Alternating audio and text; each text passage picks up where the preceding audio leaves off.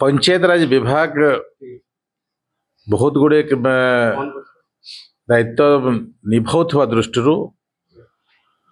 आज जिला प्रशासन सहित विभिन्न विभाग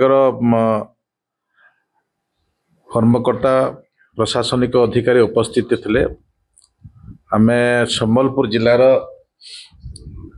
रास्ता विषय को नहीं, पानी विषय को नहीं, शिक्षार प्रक्रिया को नहीं, आमर जो समस्या अच्छी विभिन्न काम करिबारे फॉरेस्ट प्रॉब्लम अच्छी, लैंड प्रॉब्लम अच्छी, ये सब विषय को नहीं आमे गोटे चिंतन करिछु।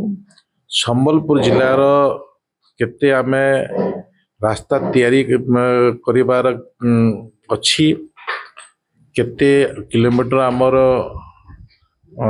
केतोटी गाँ को कनेक्ट करिबार अच्छी, केते गाँ को पानी पहुँचबार अच्छी, एवं जो शिक्षा व्यवस्था भितर आमर जो विभिन्न समस्या अच्छे ताको दूर करिबार प्रक्रिया, ये सब विषय को नहीं आम गोटे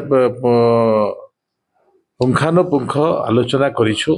आमर पानी पाई विभाग तरफ बहुत व्यवस्था है, से व्यवस्था भितर आमे डिसैलिनेशन आमे समस्त ट्यूबवेल को करिछु, ओएसटी को करिछु, आमर जो मेगा अच्छी मेगा रोड भी करिछु, एवं प्राइवेट रो जो ट्यूबवेल अच्छी प्राइवेट ट्यूबवेल को करिछु।